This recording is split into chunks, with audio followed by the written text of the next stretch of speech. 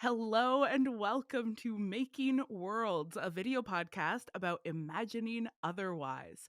I'm Hannah McGregor, and on this show, I'm going to talk to cool, fun, sexy, interesting people about fantasy and sci-fi and speculative fiction and all of the other kinds of genres that let us imagine other possibilities for how the world could be. You might know me from Witch Please or Material Girls, or maybe you've been hiding in my closet this whole time. In case you don't know me, I am a podcaster and a writer and a professor and kind of like a weird feral little goblin, or maybe like a raccoon that a witch turned into a human, but I still like wash my food every day using my tiny little hands. And one of my favorite things to do, in addition to like washing my food using my tiny little hands, um and like breaking into people's apartments to eat their bread, is talking to cool people about media that really matters to them. For this episode, my guests are two of my dearest friends, Lucia Lorenzi and Clare Mulcahy, and they are joining me to talk about Dimension 20. Let me just read their bios to you real quick. So, Lucia Lorenzi, pronouns she and they, studies Canadian literature. I can't believe she's still putting that in the present tense. Studies Canadian literature and trauma theory with a particular interest in silence, testimony, and narrative communities. Much of her previous scholarship has included academic Twitter shitposting and ranting. Lucia remains institutionally unaffiliated, but considers themselves deeply connected to communities of practice and thought. Clare Mulcahy, pronouns she, her, is a professor at NATE, the Northern Alberta Institute of Technology, who teaches topics like research, ethics, and critical thinking. She has a PhD in English, but we don't hold it against her, and she's particularly interested in the intersections of race, gender, and sexuality in pop culture. For those of you who are unfamiliar, Dimension 20 is an extremely popular live play Dungeons and Dragons web series that uses a kind of anthology model to introduce you to lots of different seasons and lots of different fantasy and sci-fi worlds. It's hosted and DM'd, that's dungeon mastered for those of you who aren't D&D nerds, by Brennan Lee Mulligan, and it's produced by Dropout TV, formerly known as College Humor. Today, Lucia and Clare and I are going to be talking about the intimacy of collaborative world building and the magical possibilities of making stories together, and also what parts of Dimension 20 we think are the gayest.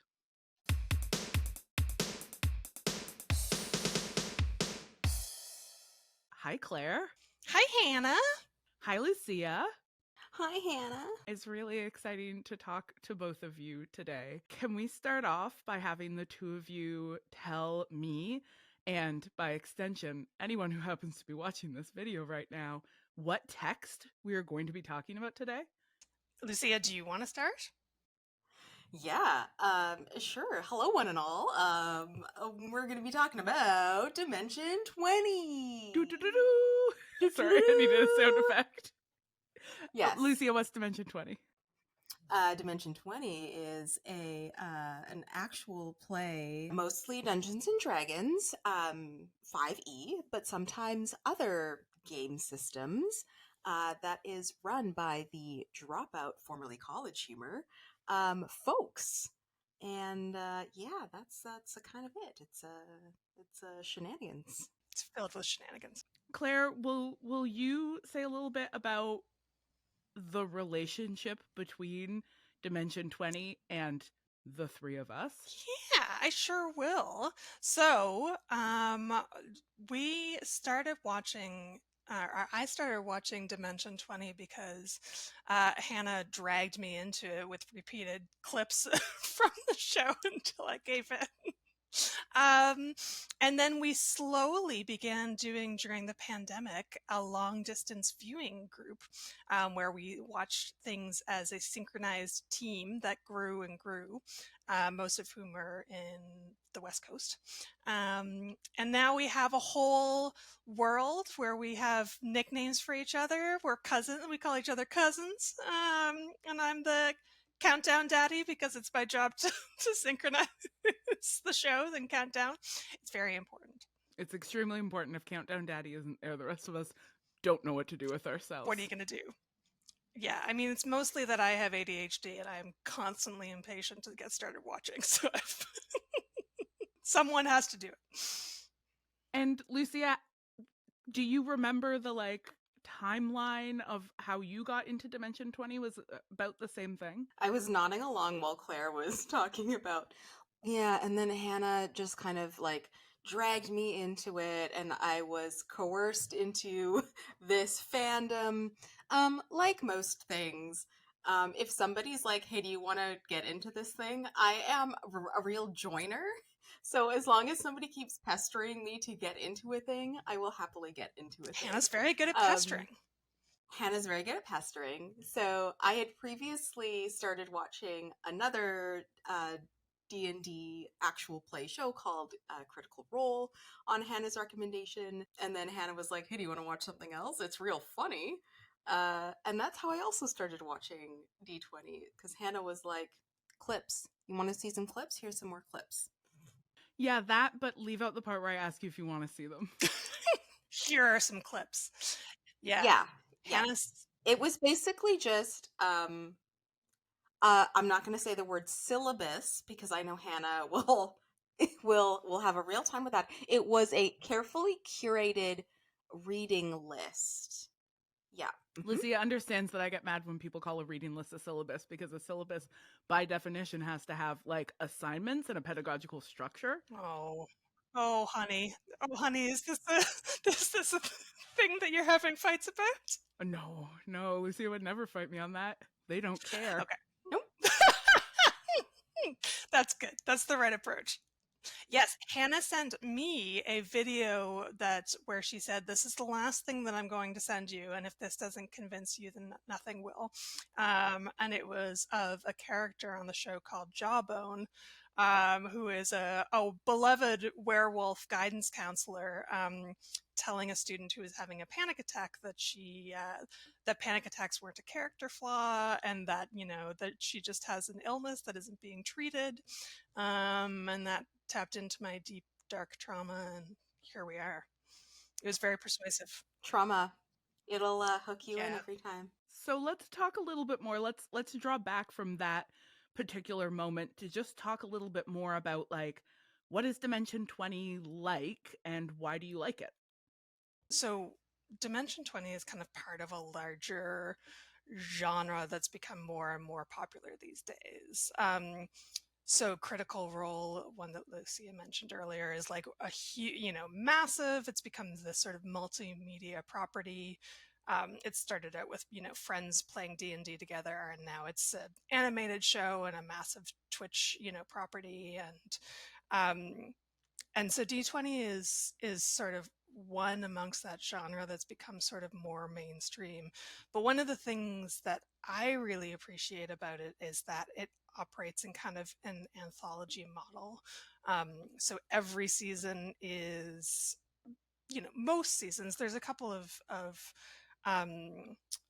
sequels, there's a couple of spin-offs, but for the most part, every season takes place with a new character, new characters, new world, new storytelling, often a new sort of subgenre or tropes that they're wanting to explore.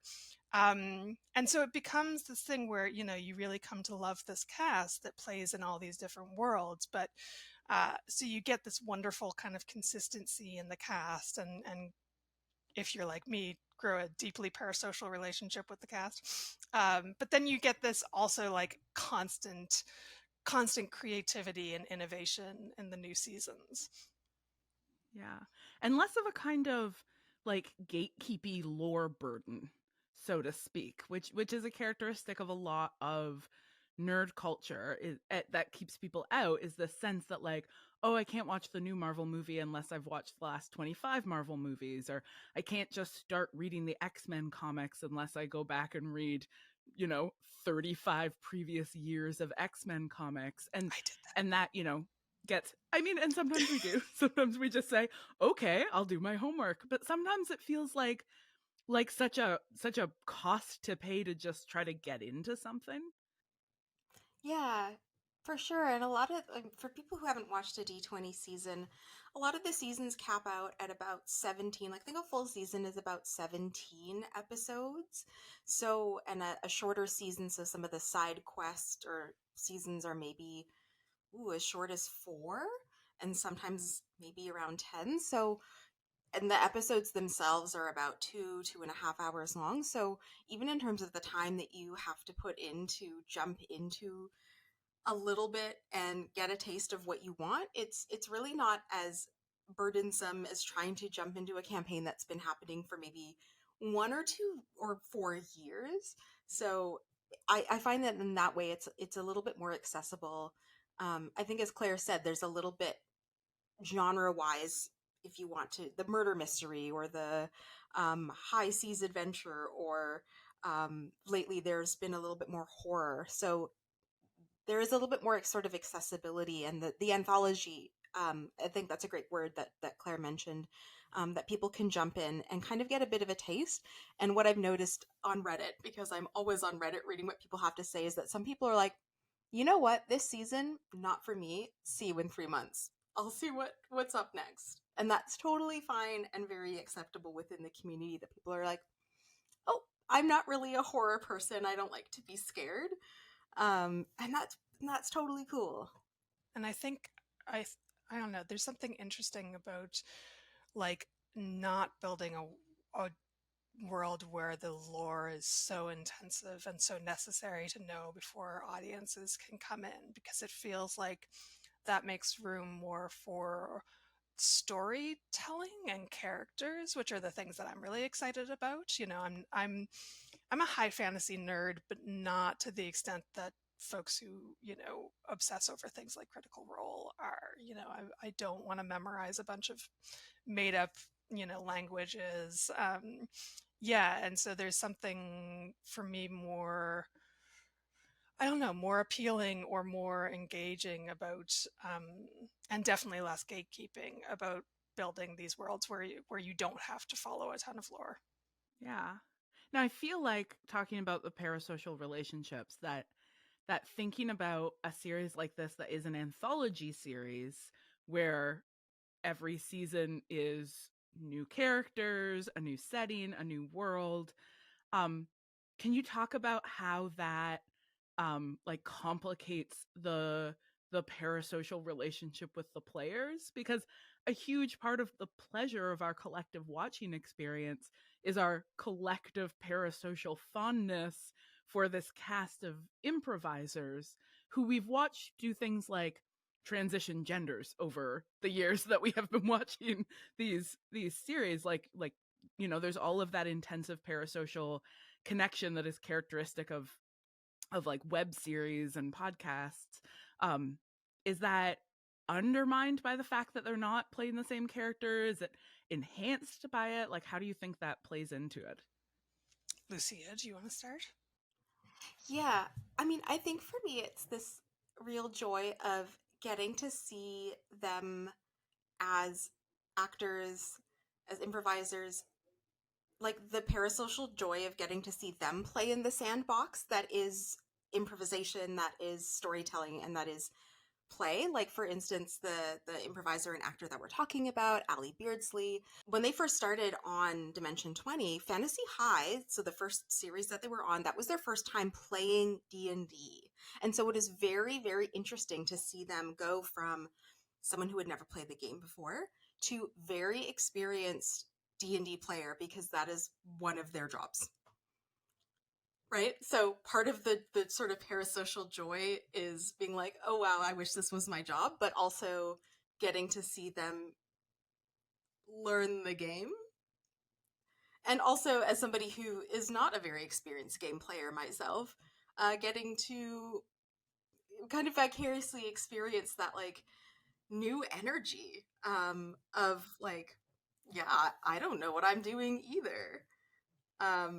So yeah, I think there is that like I sandbox is probably like the best term that I have for like getting to see the players dip in and out of different roles, and also to see them get the joy of coming back to a sequel like a few years later and be like, wow, what an interesting time to come back to a character after a couple years away. Um, so I think that's part of the parasocial um, just delight, I think, for me, um, to be able to revisit things, and not in this nostalgia kind of way with the reboots that we're seeing a lot in pop culture right now, but actually getting to revisit a world in where you see that people have matured in their gameplay, and they've done that because they've been in all of these other worlds. Yeah, I think like one of the reasons why I got so attached to watching actual play in the first place was, during the being really lonely during the pandemic and the kind of watching people's relationships. And I think, you watch the same cast and you get to see all the like little inside jokes, or they're, being physically affectionate, or, so for me, I think there's always the two layers of or like multiple layers of parasocial stuff where I like getting to see the same cast just be friends. It's really lovely. There's not that many shows that I think depict adult friendship, and it's really nice to see like a just, adult friendships develop over the years. I'm always curious about when they play different characters, if that changes their relationships with each other. If they're playing siblings or cousins, or exes or cousins. Like I think because there's such a kind of liminal space between like, there is a performance that is happening, but at the same time there is like genuine, you can see that there's genuine emotion that they're feeling in these role playing, and like genuine, so for example, in one season where some of the cast members played, um, one one cast member named Lou played the father of two of the other cast members, and they talked about how much they wanted to make their dad proud and like how much he wanted to protect them. And, there's just like the like play with identity that is possible is so interesting. Yeah. Yeah. And gender, like relationship play as well as gender play, as all of these ways that you can see the cast of like artists who you get to know and admire and enjoy watching them get better at this thing that they're doing, or just get to enjoy watching them like be really good at this thing that they're doing. Yes. And then on top of that, the way that you get to see them across different roles, and the funny way that when you're watching live play, it moves very organically back and forth between immersion in the story and the the improvisers themselves, like the players themselves just speaking. Yeah. And that creates a really interesting I'm about to say something Discourse. that I'm gonna say palimpsest. Lucia really wanted to say palimpsest. Someone had to do it. It wasn't going to be me. Someone had to. But it is, right? It's like this really layered text. And then, I think we have layered on top of that our own viewing process, our own patterns of viewing it together on a particular day of the week that we call Nerd Night, and calling Claire Countdown Daddy, and having the little ritual where we share pictures of our dinner or our snacks or our cats, that then adds this additional layer that makes us collectively feel more connected both to the players and to the roles that they're playing. Yeah, there's a lot of ritual around the way that we enact those nights. And I think, there's something so interesting about, there's so many different kind of relationships being formed. There's the relationships between us, there's the relationships between the people on the screen, there's the relationships between, the characters that they're playing. And so for me, I think that's always, again, that's, I think, why I come back That's something that I love about this genre, and it's kind of spoiled other literature or other forms of pop culture for me, because I tried to, even watching like sketch comedy, I missed what Hannah was talking about, the sort of like moving from serious or silly role play into friends making each other laugh or talking about what they're going to eat for lunch, or it's a very specific combination that's hard to get anywhere else, really. There is this really ritualized moment in D20 of sort of coming into the world, right? So, Brennan Lee Mulligan, who's the DM, will say like, hello one and all, and he'll have this little spiel of like setting the scene of like welcoming people into the world and saying like, say hello, intrepid heroes. Like there is this very sort of like bringing people into the world, and it is actually really highly ritualized as to become like these taglines, and sort of bringing people out of the world and saying like, okay, like it's you can go kind of back to your lives now. And then obviously there is the debrief show afterwards called Adventuring Party, where people talk about what the cast members talk about what happened in the episode. So that also provides an opportunity for people to, for the cast members themselves as well as viewers, to kind of say, okay, what went on in that episode, especially if it was a particularly difficult one. And in other shows too, there are these, very highly ritualized, like in Critical Role, people will say like, oh, is it Thursday yet? That's the tagline. And I think that provides a little bit of a sort of a container to say like, this is the world where you get to, whether you're watching it live on the day that it premieres, or where you're watching it the day after it premieres, as we always do on Thursdays, where you get to step into this world that we are making for a little bit. And you get to know when that world kind of starts and ends for the bit of time that you're going to be in it. And so I think I like that very highly ritualized container holding.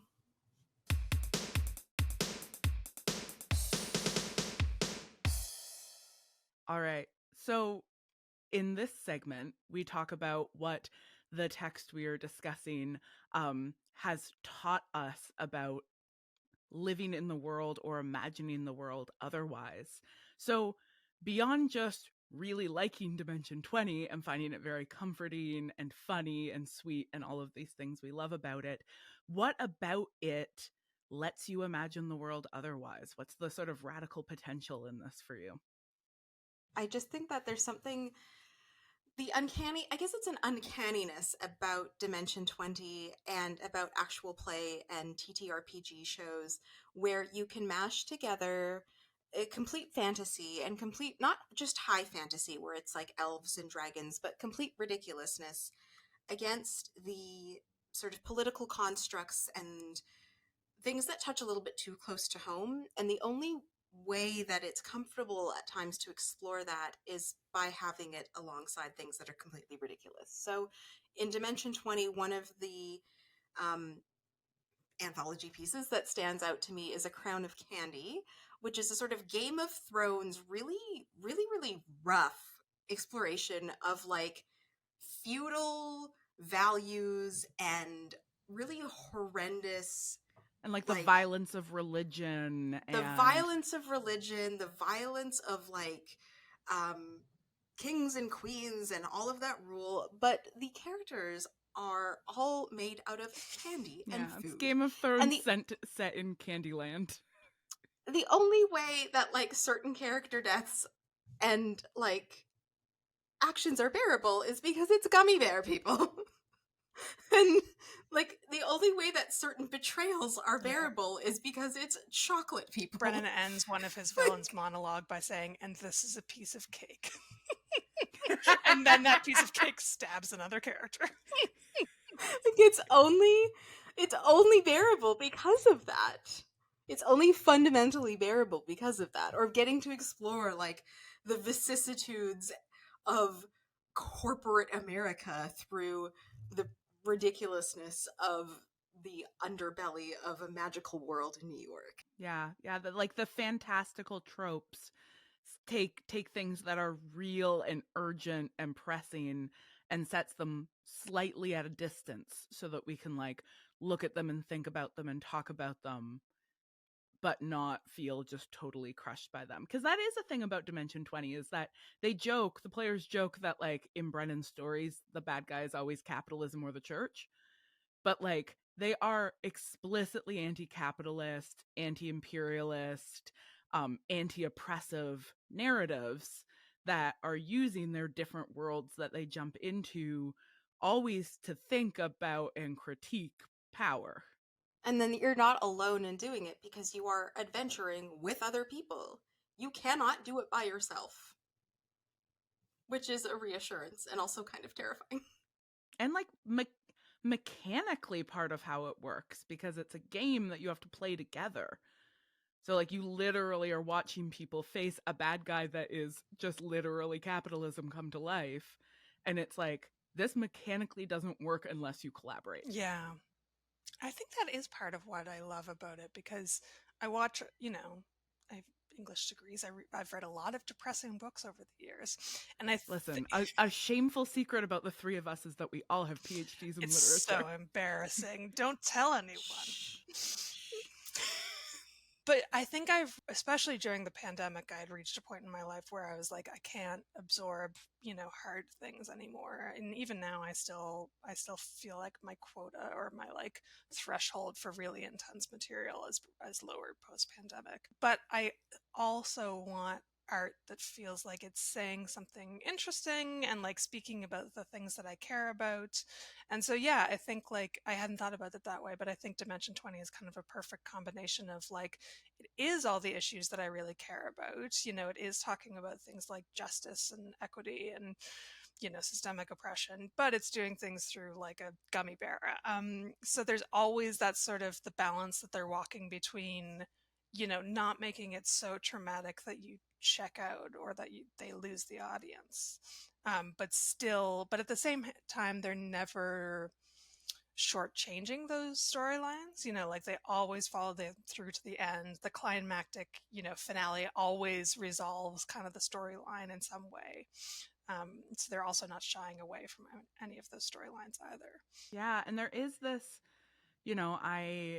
I've heard a lot of the cast talk in other contexts about storytelling and about this kind of collaborative improvisational storytelling that they're engaged in and how huge trust is in this space and that you can go to harder places, you can push to more intense scenes, you can grapple with more difficult themes the more you trust each other, and that you can see as you watch the series, even though it is moving across these different worlds, you can see how as these players get to know each other better and better and get more and more able to trust each other, what they're able and willing to do in the storytelling space also becomes more complex and more risky.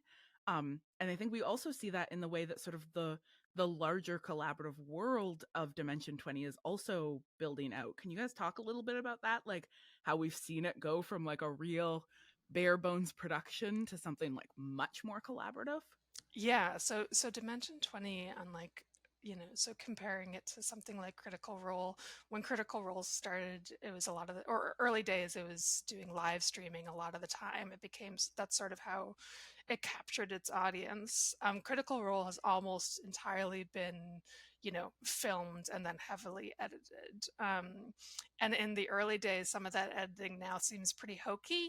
They would have sort of cheap sound effects. They would have, Brennan doing voices, sort of doing After Effects that sound like After Effects. And then College Humor, the sort of the production company, the owner company, went out of business, and they had to really scale down their production even further. So it's been amazing in recent years to see those production values go up again. So we've started having things like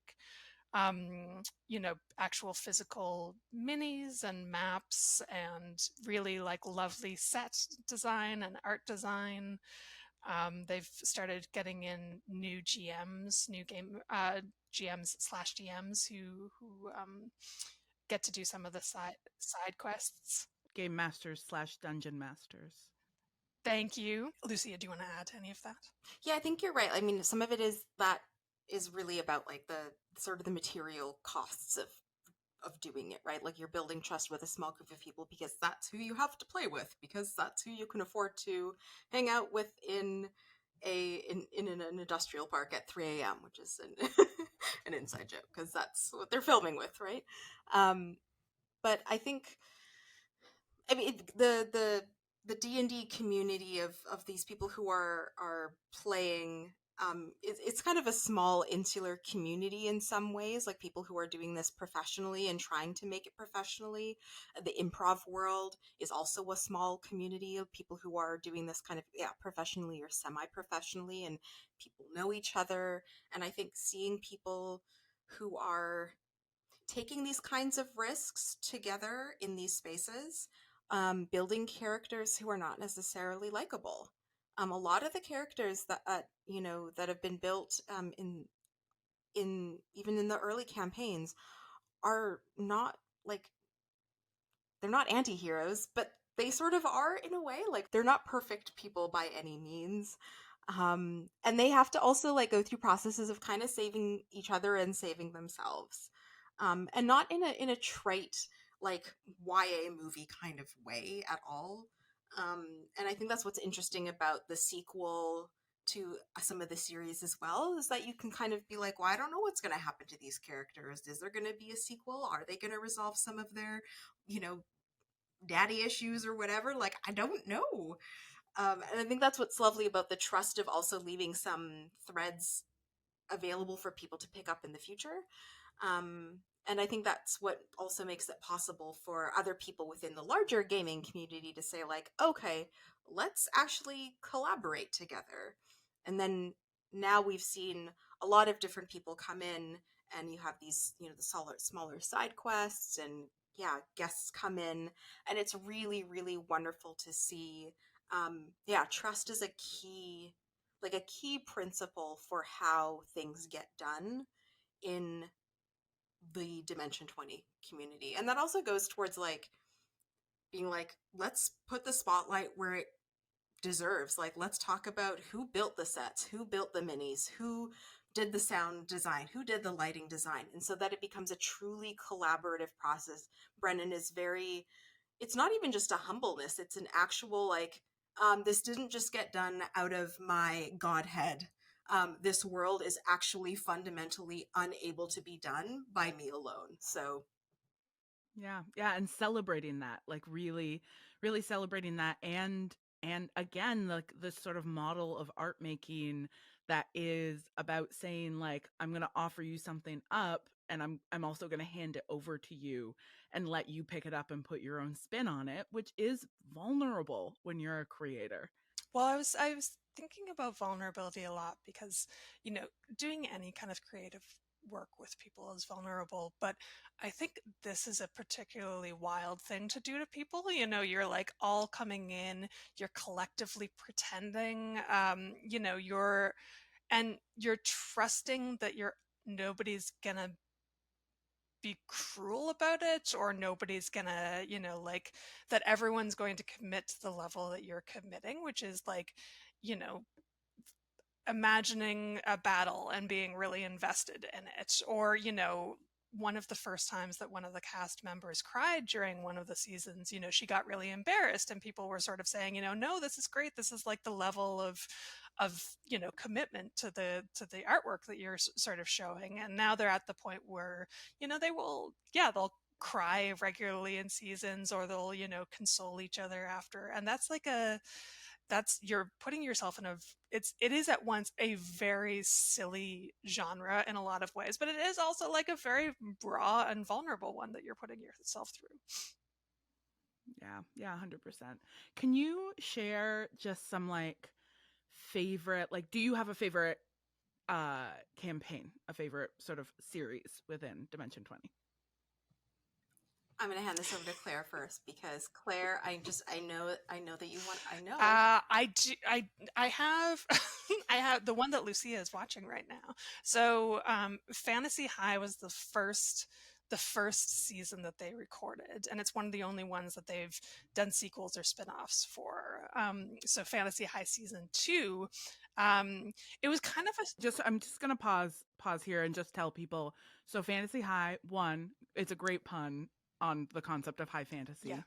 I did not realize that for the very long time. For the longest time, yeah, same. So Fantasy High, but it's like a high fantasy classic D&D adventuring story mashed up with The Breakfast Club.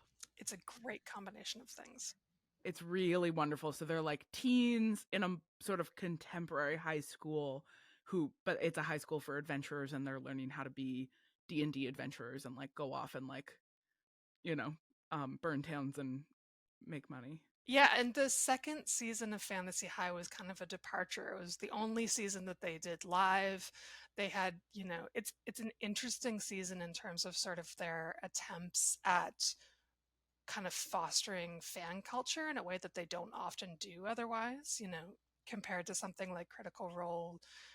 Poor Critical Role. I really like Critical Role. It's a very obvious comparison point because it's one of the other main sort of big beasts. But shows like Critical Role will have things like ad breaks, or they'll sell a lot of merchandise.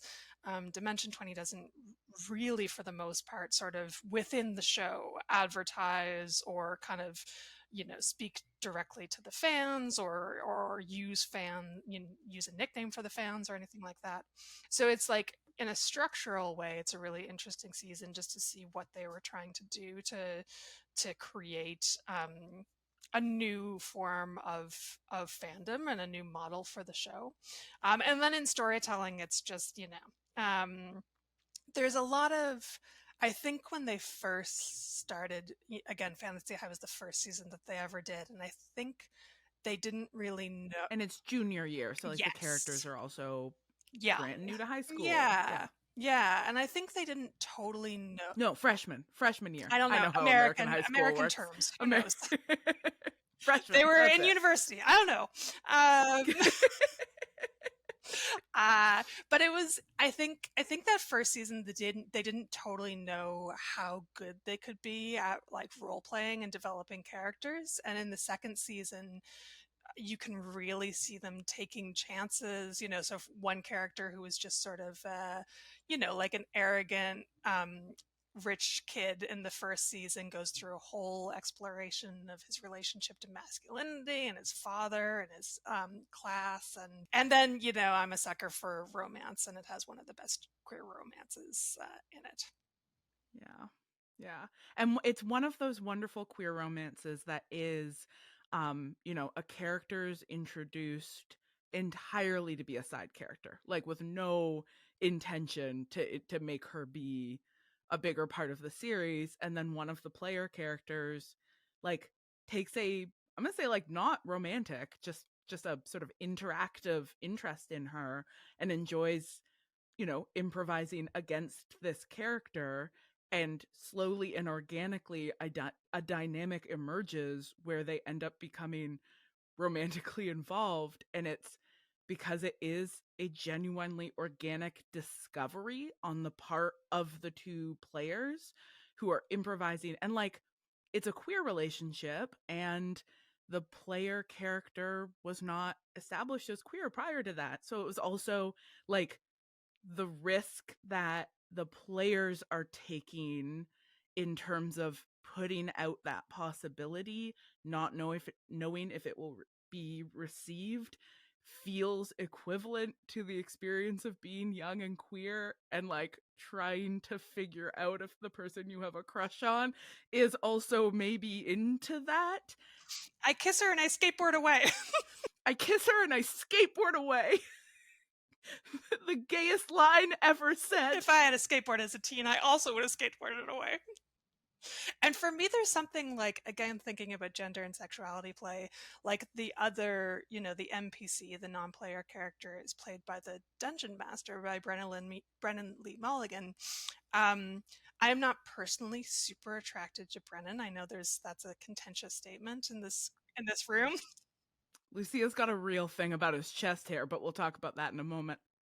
I didn't even bring it up myself. We brought it up for you. As usual. Tough timer, 40 minutes and 17 seconds. Yep.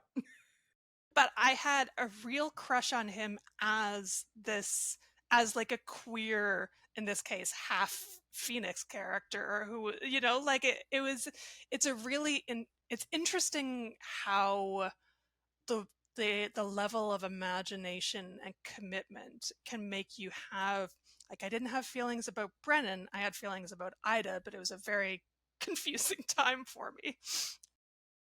Oh my god, I love that. It is a confusing time. Lucia, what's your favorite series? My favorite series is The Unsleeping City. So, for people who haven't watched it, it takes place in this magical version of New York that kind of exists parallel to the real New York and involves a series of characters who are basically trying to, I mean, the big bad ends up being very clearly capitalism Yeah, I'm like and gentrification. gentrification. Um, but what I love about The Unsleeping City is that it takes these characters who are often seen in, I'm gonna say it like shows like Law and Order. The Law and Order franchise is these stereotypes of New York, and it turns them into real people. And so we have like trans characters, we have a black character, we've got this like lovely like Italian character, we've got an older woman character. So we've got these characters from all these different walks of life. It deals with substance use in like a really humanized way. All of these characters from very, very different parts of the city that work together because it's all about like what is a community and kind of like what do we owe to each other as parts of a community who like live together. Like an emo kid who's like, I really don't like the big bad that is gentrification. And like a black nurse who like takes care of his community. And like what do we actually portray in black masculinity in stories about New York? It's not usually good, and we have that at like front and center. And so, and yet with this like really just gorgeous, like soft fairy tale weaving through of New York. But that's not about like this sort of gritty version of New York that you see in like, yeah, all the propaganda that is Law and Order. So yeah, it's absolutely my favorite. Well, and that's one of those sort of threads that I think, the way that they deal with substance abuse, I think is really interesting because in the first season, two characters in particular, there's sort of mentions of maybe drinking too much or one of them occasionally sells drugs, and that's part of the sort of plot line.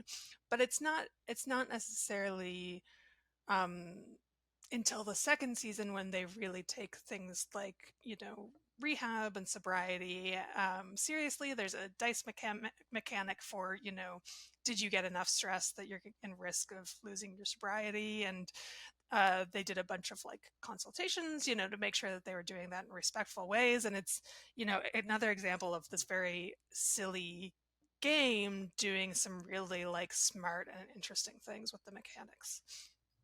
Yeah, yeah. And again, that playfulness just sort of inviting you into thinking seriously and compassionately about experiences that might be beyond your own lived experience.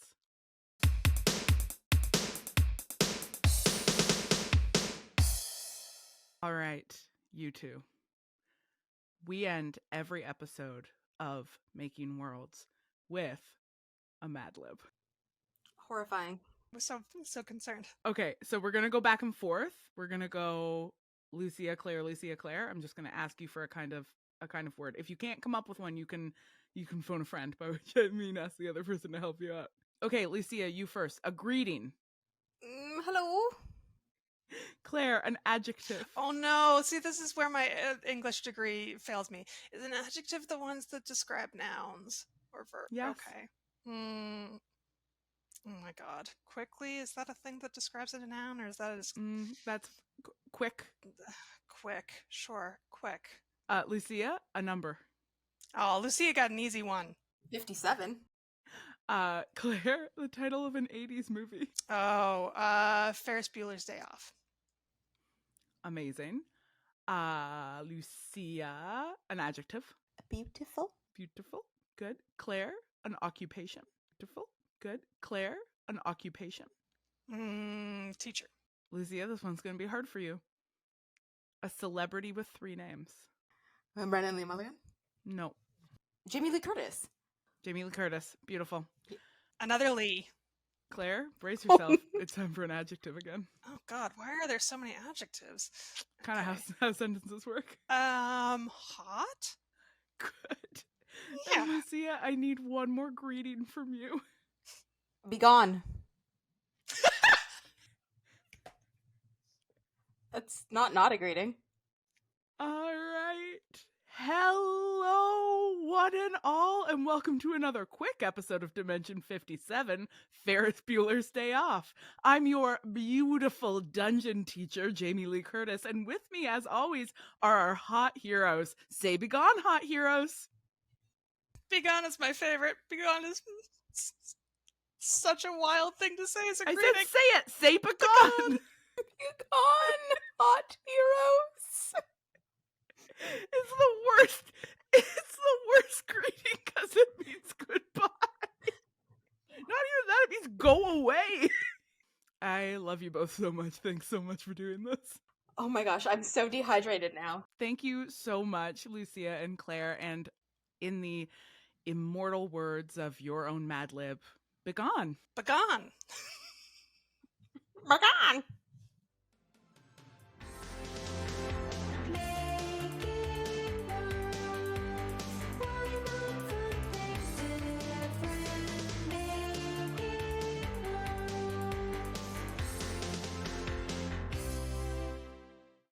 Thanks so much, everyone, for joining us for our second episode of Making Worlds.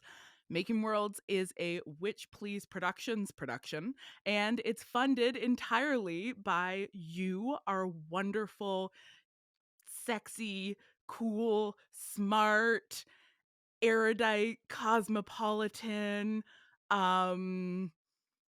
wow, so many adjectives. I'm sorry, I'm actually just showing off that I know what an adjective is, etc. Patreon supporters. None of this would be possible without you. Thank you so much. If you want more content from Witch Please Productions, you can find the rest of our shows at owitchplease.ca, which is also where we put our transcripts and our show notes and some secret Easter eggs that you're just gonna have to click through the website to find. You can follow us on Instagram at owitchplease if you want some bonus content. Plus, we have a Substack that comes out twice a month, and it's really fun. There's playlists and food recommendations, and sometimes like behind the episode peeks into our flagship show, Material Girls. Special thanks to everyone on the Witch Please Productions team who makes Making Worlds possible. That includes our producer, Zoe Mix, our associate producer and editor, Gabby Iori, our executive producer, Hannah Rehack, aka Coach, and of course, the wonderful Marcel Cosman, co-founder of Witch Please Productions, and definitely not having intense FOMO from the fact that she is also friends with Clare and we didn't invite her to come to this recording. We'll be back next month with a whole new piece of media that lets us imagine otherwise. Until then, subscribe to our YouTube channel. There? Am I doing it? It's somewhere down here. Do it. Subscribe. And tell your friends about the show. Maybe your friends are down here too. Until next month, begone.